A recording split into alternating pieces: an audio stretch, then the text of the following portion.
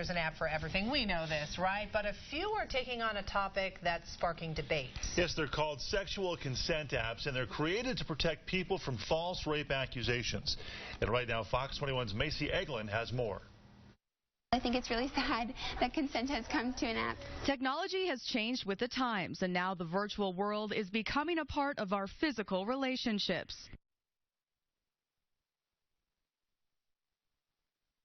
We really shouldn't be at a point where we need apps and something else to justify it, but at the same time, seeing as how things are going, I can also see why people feel the need to go that direction. The apps are geared toward college students and are meant to keep both parties accountable when it comes to false accusations.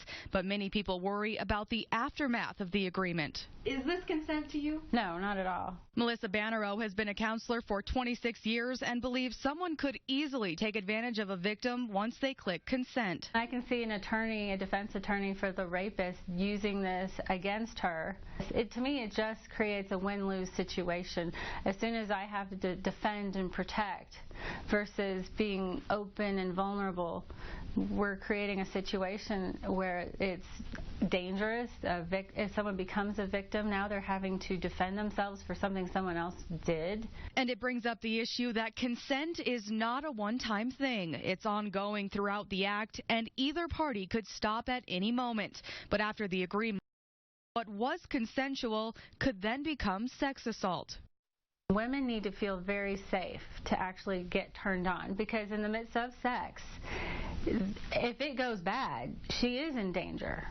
And so when you think of something like this, you know, you kind of assume safety based on this, and all it is an app, and with a stranger, you really don't know anything. If a man were to come up to me and ask me to hit yes on a button, you can't just ask me. You're not brave enough, or you don't respect me enough to ask me if I want to have sex with you. And many college students say just having the app in the first place is a red flag. I would probably not get involved, just because at that point, you know, okay, well, if I'm at the point where I need this, I should be suspicious. What is going on here? But it isn't just apps anymore. I bought this consent kit online for $3. It comes with an agreement to be signed and dated, a condom, and even 2 breath mints.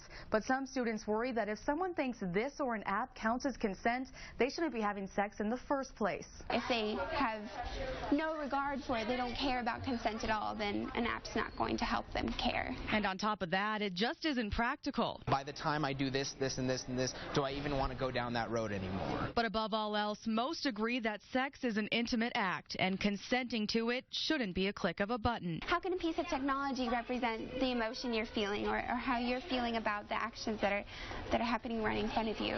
It can't accurately represent something just through a piece of technology. It doesn't work like that. Emotions don't work like that. It's just a false sense of security.